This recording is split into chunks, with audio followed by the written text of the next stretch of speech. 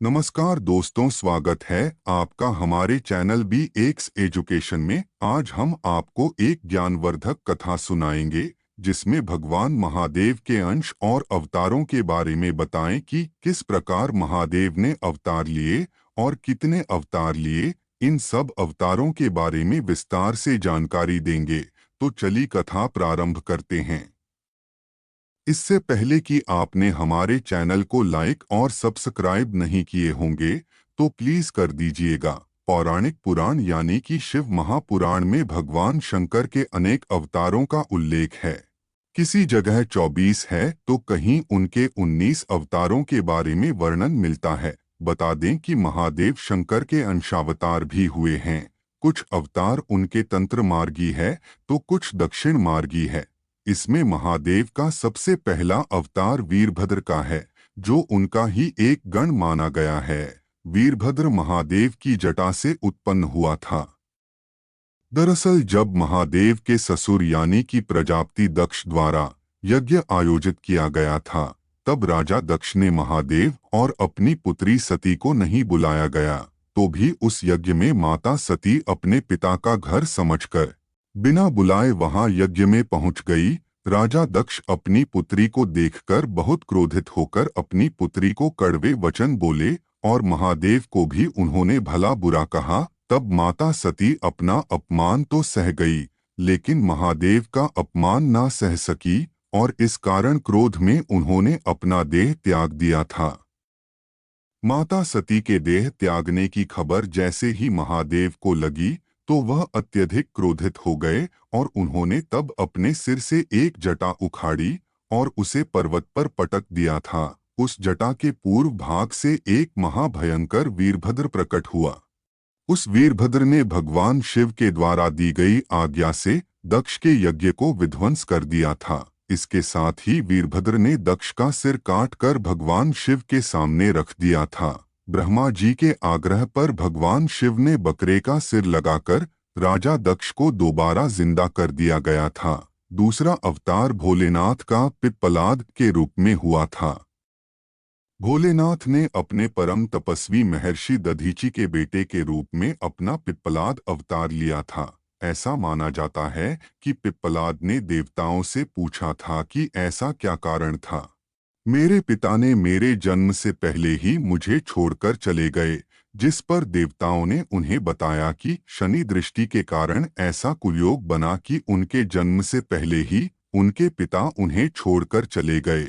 जिसके बाद पिप्पलाद को यह बात सुनकर काफी क्रोध आया और उन्होंने शनि देव को नक्षत्र मंडल से गिरने का ही श्राप दे दिया।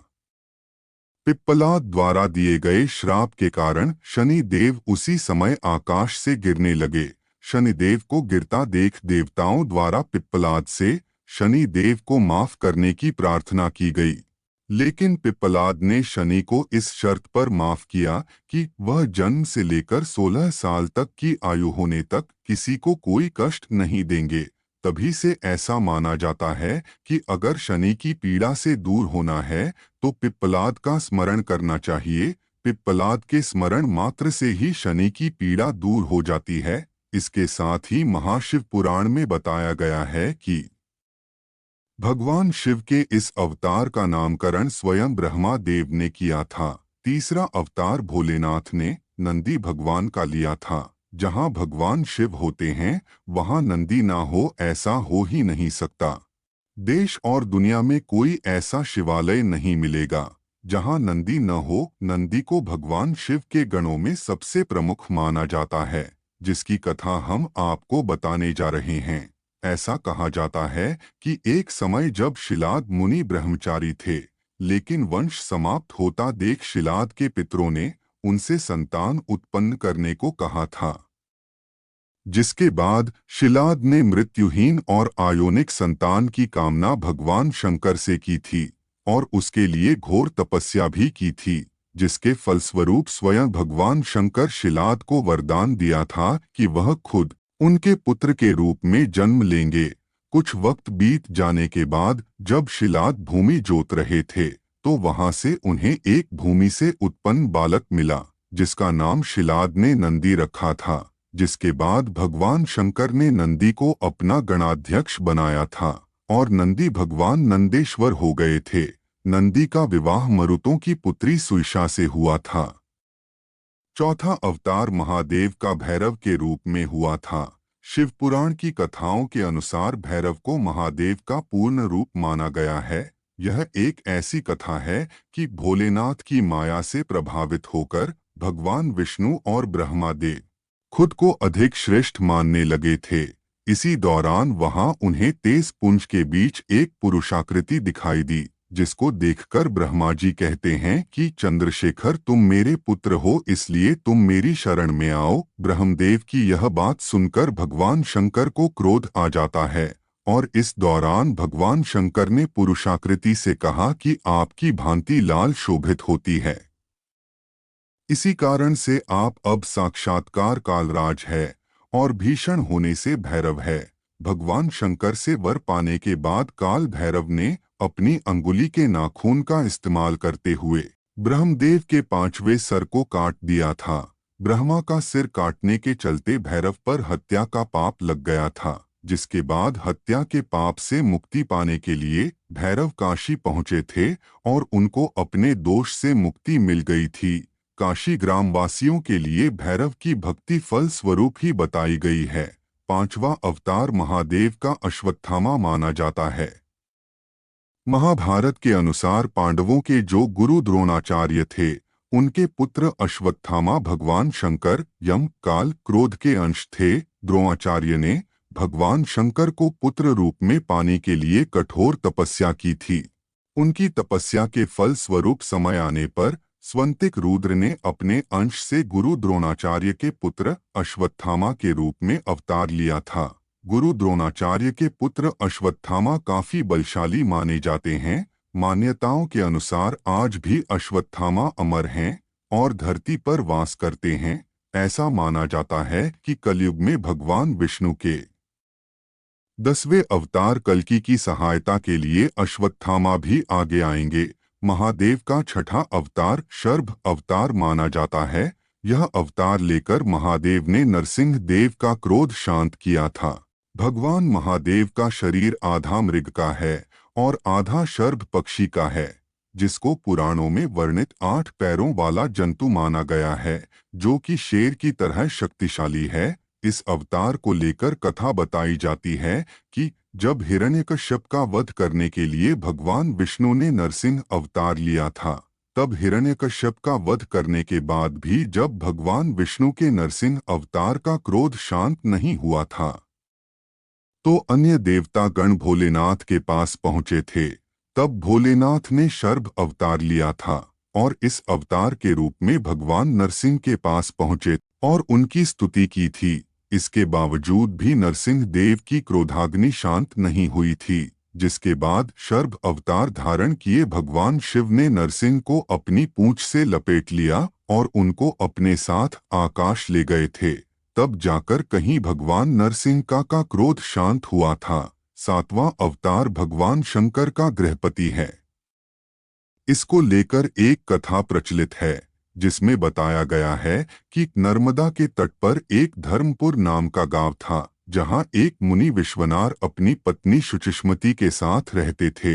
एक दिन ऋषि की पत्नी ने उनसे शिव की तरह पुत्र को प्राप्त करने की इच्छा जताई, जिसके बाद पत्नी की इच्छा पूरी करने के लिए मुनि विश्वनाथ काशी आ पहुंचे, जहां उन्होंने घोर तपस्या की और भोलेनाथ के वीरेश लिंग की पूजा अर्चना की। एक दिन पूजा अर्चना करने के दौरान ही मुनि को वीरेश लिंग के बीच में एक बालक दिखाई पड़ा, जिसको देख मुनि विश्वनार ने उस बाल रूपधारी शिव की पूजा अर्चना की। ऋषि विश्वनार की पूजा से भोलेनाथ इतने प्रसन्न हो गए कि उन्होंने ऋषि को शुचिष्मति के गर्भ से अवतार लेने का वरदान दे दिया और वह कुछ समय बाद शुचिष्मति के कोख से महादेव पुत्र रूप में प्रकट हुए। ऋषि विश्वनार और उनकी पत्नी शुचिष्मति के पुत्र का नाम खुद ब्रह्मा जी ने रखा था।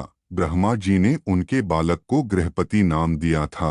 8वां अवतार महादेव का ऋषि दुर्वासा के रूप में प्रमुख है। महादेव का वैसे तो हर अवतार ही पूजनीय है, पर इनमें से ऋषि दुर्वासा का अवतार प्रमुख माना गया है। धर्म ग्रंथ बताते हैं कि महर्षि अत्रि ने अपनी पत्नी अनुसुईया के साथ ब्रह्मा जी की आज्ञा पाकर त्रिकूट पर्वत पर पुत्र की इच्छा के लिए कड़ी तपस्या की थी। ऋषि अत्रि और उनकी पत्नी अनुसुईया के तप से त्रिदेव यानी ब्रह्मा, विष्णु, महेश उनके आश्रम पहुँचे। आश्रम पहुंचकर त्रिदेव ने उन्हें कहा कि हमारे अंश से आपके यहाँ 3 पुत्रों का जन्म होगा, जो माता पिता का यश बढ़ाने वाले होंगे और त्रिलोक में विख्यात होंगे। कुछ समय बाद ब्रह्मा जी के अंश से चंद्रमा उत्पन्न हुए, वहीं विष्णु भगवान के अंश से संसार में संन्यास की पद्धति को आगे प्रचलित करने के लिए दत्तात्रेय का जन्म हुआ। वहीं महादेव के अंश से मुनि दुर्वासा ने सती अनुसुईया के कोख से जन्म लिया। अगला अवतार महादेव ने हनुमान जी के रूप में लिया था। इस अवतार को सभी अवतारों में सबसे ज्यादा श्रेष्ठ माना गया है, जिन्होंने एक वानर के रूप में अयोध्या नंदन श्री राम का साथ दिया और सीता माता को रावण से आजाद कराने में श्री राम की सहायता की। हनुमान जी माता अंजनी के गर्भ से उत्पन्न हुए थे, जो कि सप्तऋषियों के संकल्प का ही फल स्वरूप था। अपने आराध्य श्री राम की सहायता और सेवा के उद्देश्य से ही महादेव ने माता अंजनी के गर्भ से अवतार लिया था। पूरी रामायण बिना हनुमान जी के अधूरी है। हनुमान जी से बड़े भक्त आज तक इस धरती पर प्रकट नहीं हुए। हनुमान जी को चिरंजीवी का वरदान मिला है। इसके साथ ही वह कलयुग के अंत तक इस धरती लोक पर निवास करेंगे और तो और भगवान विष्णु के 10वें अवतार यानी कि कल्कि अवतार के दौरान हनुमान जी अधर्म का अंत करेंगे और धर्म की स्थापना करेंगे। गौरतलब है कि आज भी कई जगहों पर हनुमान जी के इस धरती लोक पर होने के साक्ष्य मिले हैं। भोलेनाथ ने 10वां वृषभ अवतार विशेष परिस्थितियों के चलते लिया था। भोलेनाथ कुछ ग्रंथों के अनुसार एक कथा प्रचलित है, जिसमें बताया गया कि सभी के पालनकर्ता भगवान विष्णु दैत्यों को मारने के लिए पाताल लोक पहुंचे थे। उन्हें देख कई स्त्रियां मोहित हो गई थी। भगवान विष्णु के पुत्रों को इन स्त्रियों ने जन्म दिया था, जिन्होंने पाताल से पृथ्वी तक उपद्रव मचा रखा था। पाताल से पृथ्वी लोक तक मचे उपद्रव को देखते हुए ब्रह्मा जी घबराकर ऋषि मुनियों और अन्य देवताओं के साथ महादेव के पास पहुंचे थे और उनसे रक्षा करने की प्रार्थना की थी। इस प्रार्थना को स्वीकार करते हुए महादेव ने वृषभ रूप धारण किया था और भगवान विष्णु के पुत्रों का संहार किया था। यतिनाथ का अवतार महादेव का 11वां अवतार माना गया। भगवान भोलेनाथ ने यतिनाथ का अवतार लेकर भील दंपति की परीक्षा ली थी, जिसमें वह अतिथि बनकर भील दंपति के पास पहुंचे थे। ग्रंथों में बताया गया है कि अर्बुदांचल पर्वत के पास एक शिव भक्त दंपति जिनका नाम आहूक और आहूका भील था, एक दिन यतिनाथ का भेष धारण करके भगवान शंकर भील दंपति के घर पहुंचे। आहूक अपना धनुष बाण लेकर बाहर चला गया। सुबह यतिनाथ और आहूका ने देखा कि आहूक को वन प्राणियों द्वारा मार दिया गया है, जिस पर यतिनाथ बहुत दुखी हुए। इसके साथ ही आहूका अपने पति आहूक की चिताग्नि में जलने लगी, जिसे देख महादेव ने आहूका को साक्षात दर्शन दिए, साथ ही वरदान दिया कि वह अपने अगले जन्म में फिर से अपने पति से मिल पाएंगी। महादेव का 12वां अवतार कृष्ण दर्शन अवतार था। इस अवतार में भगवान शिव ने यज्ञ और धार्मिक कार्यों के महत्व को बताने के लिए लिया था, जिसके चलते यह अवतार पूरी तरह से धर्म का प्रतीक ही माना जाता है। ग्रंथों में एक कथा बताई जाती है, जिसके अनुसार इक्ष्वाकुवंशीय श्राद्ध देव की 9वीं पीढ़ी में राजा नभग ने जन्म लिया था। नभग ने एक बार यज्ञ भूमि में पहुंचकर वैश्य देव सूक्त के साथ स्पष्ट उच्चारण के जरिए यज्ञ संपन्न कराया था, जिसके बाद आंतरिक ब्राह्मण ने नभग को यज्ञ का अवशिष्ट धन देकर स्वर्ग चले गए थे। जिसके बाद वहां महादेव कृष्ण दर्शन के रूप में प्रकट हुए और बोले कि यज्ञ का अभीष्ट धन पर हक उनका है। जिसके बाद कृष्ण दर्शन और राजा नभग के बीच विवाद हुआ। विवाद के दौरान महादेव के अवतार कृष्ण दर्शन ने राजा नभग से अपने पिता से ही निर्णय लेने को कहा, जिस पर नभग के पूछने पर श्राद्ध देव ने कहा कि वह पुरुष कोई और नहीं देवों के देव महादेव है। यज्ञ में आवश्यक वस्तु उन्हीं की ही है। जिसके बाद पिता की बात सुनकर नभग ने शिवजी की स्तुति की और वह अवशिष्ट धन महादेव को सौंप दिया। 13वां अवतार महादेव ने अवधूत का लिया था। यह अवतार इंद्र के घमंड को चूर करने के लिए हुआ था। इंद्र के घमंड को चूर करने के लिए महादेव ने अवधूत का अवतार लिया था।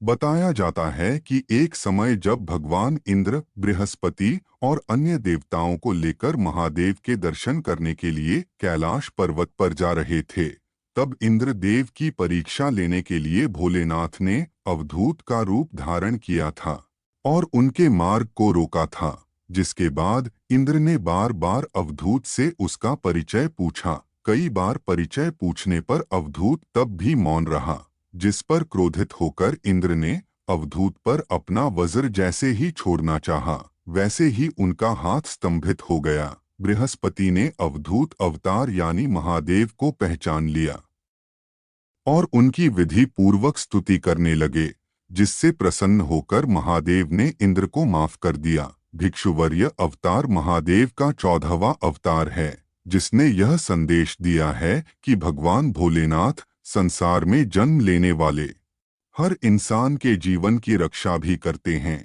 और वह उनके सबसे बड़े रक्षक है। ग्रंथों के अनुसार जब विदर्भ नरेश सत्यरथ को शत्रु ने मौत के घाट उतार दिया था, तब जैसे तैसे नरेश सत्यरथ की गर्भवती पत्नी ने अपने आप को शत्रुओं से बचाया और कुछ समय बाद विदर्भ नरेश की पत्नी ने एक पुत्र को जन्म दिया। कुछ दिनों बाद जब पानी पीने के लिए रानी सरोवर गई तो घड़ियाल ने उन्हें अपना भोजन बना लिया और वह बालक वहां भूख प्यास से तड़पता रहा। तभी महादेव द्वारा भेजी गई एक भिखारिन वहां पहुंची। शिवजी ने भिक्षुक के रूप में भिखारिन को उस बालक के बारे में बताया और उससे उसका पालन पोषण करने का निर्देश दिया। साथ ही यह भी बताया कि वह बालक कोई और नहीं बल्कि विदर्भ नरेश सत्यरथ का पुत्र है। इसके साथ ही महादेव ने जो भिक्षुक रूप धारण किया हुआ था, उस भिखारिन को फिर अपना वास्तविक रूप भी दिखाया, जिसके बाद शिव की आज्ञा अनुसार भिखारिन ने बालक का पालन पोषण किया और जब बालक बड़ा हो गया तो उसने महादेव जी की कृपा से दुश्मनों पर विजय प्राप्त की और अपना राज्य प्राप्त कर लिया। भोलेनाथ ने 15वां अवतार सुरेश्वर अवतार का लिया था, जिसके जरिए भोलेनाथ ने अपने भक्त के प्रति भावना और प्रेम को प्रदर्शित किया था। इस अवतार में महादेव ने एक छोटे से बालक की भक्ति से खुश होकर उसे अपने परम भक्त और अमर पद का वरदान दिया था। बालक उपमन्यु को महादेव ने अपने वास्तविक रूप के दर्शन दिए थे और अनश्वर सागर प्रदान किया था। इस अवतार को लेकर यह कथा प्रचलित है कि व्याघ्रपाद का पुत्र उपमन्यु अपने मामा के घर रहता था और उसे हमेशा ही दूध की इच्छा रहती थी। उपमन्यु की इच्छा को देखते हुए उसकी मां ने उसे शिवजी की शरण में जाने को कहा, जिस पर उपमन्यु चला गया, जहां उसने ओम नमः शिवाय का जाप किया। उपमन्यु से प्रसन्न होकर भगवान शंकर ने सुरेश्वर का रूप धारण किया और उपमन्यु के समक्ष उपस्थित हो गए और वह उपमन्यु के सामने शिवजी की अलग अलग तरह से निंदा करने लगे, जिस पर उपमन्यु क्रोधित हो गए और उन्हें मारने के लिए खड़े हो गए, जिससे प्रसन्न होकर भोलेनाथ ने उपमन्यु को अपने वास्तविक दर्शन दिए और उसे अमर पद और परम भक्ति का वरदान दिया। महादेव ने 16वां जन्म किरात का लिया था, जिसके जरिए महादेव ने अर्जुन की परीक्षा ली थी। किरात अवतार महादेव का वह अवतार है जिसमें उन्होंने पांडुपुत्र अर्जुन की वीरता की परीक्षा ली थी। महाभारत की कथा के अनुसार जब अर्जुन वनवास गए हुए थे, इसी दौरान भगवान शंकर को प्रसन्न करने के लिए अर्जुन द्वारा घोर तपस्या की गई थी। वही दुर्योधन द्वारा अर्जुन को मारने के लिए मूढ़ नामक दैत्य भेजा गया था, जिसने सूअर का रूप धारण किया हुआ था। सूअर को देख अर्जुन ने उस पर बाण से प्रहार कर दिया। वही महादेव ने भी किरात का वेश धारण कर उस सुअर पर बाण चला दिया। वही अर्जुन महादेव की माया को नहीं समझ पाए और कहने लगे कि सुअर का वध उनके बाण से हुआ है, जिस पर दोनों के बीच विवाद हो गया। जिसके बाद किरात के साथ अर्जुन ने युद्ध किया। अर्जुन की वीरता देख महादेव काफी प्रसन्न हुए और उनको महादेव ने अपने वास्तविक रूप का दर्शन कराया। इसके साथ ही महादेव ने अर्जुन को कौरवों पर विजय प्राप्त करने का आशीर्वाद भी दिया। महादेव ने 17वां अवतार ब्रह्मचारी के रूप लेकर माता पार्वती के सामने महादेव ने खुद की निंदा की थी। माता सती द्वारा दक्ष के यज्ञ में प्राण त्यागने के बाद हिमालय के घर उनका पुनर्जन्म हुआ था और उन्होंने महादेव को पति के रूप में पाने की इच्छा जताई और घोर तप भी किया था। माता पार्वती की परीक्षा लेने के लिए महादेव ब्रह्मचारी का रूप धारण करके उनके पास पहुंचे थे। जहां ब्रह्मचारी को देख माता पार्वती ने उनकी विधिवत पूजा की। ब्रह्मचारी ने माता पार्वती से उनके इस घोर तप का उद्देश्य पूछा। इसके साथ ही वह महादेव की निंदा करने लगे। साथ ही उन्हें श्मशानवासी और कापालिक भी कहा, जिसको सुनकर माता पार्वती काफी क्रोधित हो उठी। माता पार्वती को क्रोधित देख और अपने प्रति उनकी भक्ति और प्रेम को देखकर भोलेनाथ खुद को रोक ना सके और उन्होंने माता पार्वती को अपने वास्तविक रूप का दर्शन कराया था, जिसको देख माता पार्वती काफी प्रसन्न हुई। महादेव ने 18वां अवतार सुंदरतक का लिया था। यह अवतार लेकर महादेव राजा हिमालय के पास माता पार्वती का हाथ मांगने पहुंचे थे। हिमालय राजा की पुत्री पार्वती का हाथ मांगने के लिए महादेव द्वारा सुंदरतक का भेष धारण किया गया था, जिसमें महादेव ने नट का रूप लिया हुआ था और वह हाथ में डमरू लेकर हिमाचल पहुंचे थे और वहां उनके द्वारा नृत्य किया गया था। महादेव द्वारा इतना सुंदर नृत्य किया गया कि सभी लोग वहां प्रसन्न हो गए। नटराज के नृत्य से हिमालय राज इतना प्रसन्न हुए कि उन्होंने उनसे भिक्षा मांगने को कहा। तो महादेव ने भिक्षा के रूप में राजा हिमालय से उनकी पुत्री पार्वती जी का हाथ मांग लिया, जिसको सुनकर हिमालय राज काफी क्रोधित हो उठे। वही महादेव जी ने पार्वती माता को अपने साक्षात रूप का दर्शन कराया और वहां से चले गए। महादेव के वहां से जाने के बाद हिमालय राज और मैना देवी को दिव्य ज्ञान की प्राप्ति हुई और उन्होंने महादेव को पार्वती जी का हाथ सौंपने का निश्चय कर लिया। महादेव ने 19वां अवतार यक्ष अवतार लेकर देवताओं के झूठे अभिमान को दूर किया था और यह अवतार तब लिया गया था जब भगवान शंकर को देवताओं के झूठे अभिमान को दूर करना था। दरअसल समुद्र मंथन के दौरान जब विष निकला था तो संसार को बचाने के लिए भगवान शंकर ने विष अपने कंठ में रोक लिया था। वही अमृत कलश जब निकला था तो देवताओं ने अमृत पान किया और वह अमर हो गए थे और इसी बात का उन्हें अभिमान हो गया था कि संसार में सबसे ज्यादा बलशाली वही है। देवताओं के अभिमान को तोड़ने के लिए महादेव ने यक्ष का रूप धारण किया और देवताओं के समक्ष एक तिनका रख दिया और कहा कि वह इसे या तो काट दें या जला दें या डूबा दें या फिर उड़ा दें। लेकिन अपनी पूरी शक्ति लगाने के बावजूद भी देवताओं द्वारा उस तिनके को हिलाया भी ना जा सका। इसी दौरान आकाशवाणी हुई कि यक्ष अवतार कोई और नहीं बल्कि महादेव का अवतार है, जिसके बाद देवताओं द्वारा महादेव की स्तुति की गई और अपने अपराध और अभियान के लिए भोलेनाथ से माफी मांगी गई। इस प्रकार जगत के कल्याण के लिए महादेव ने अलग अलग अंश और अलग अलग अवतार धारण किए। दोस्तों, यह कथा आपको कैसी लगी? अगर अच्छी लगी तो प्लीज चैनल को लाइक, सब्सक्राइब और शेयर नहीं किए होंगे तो प्लीज जरूर करिएगा। तो मिलते हैं इसी प्रकार के अगले नए वीडियो में। तब तक के लिए जय हिंद, जय भारत।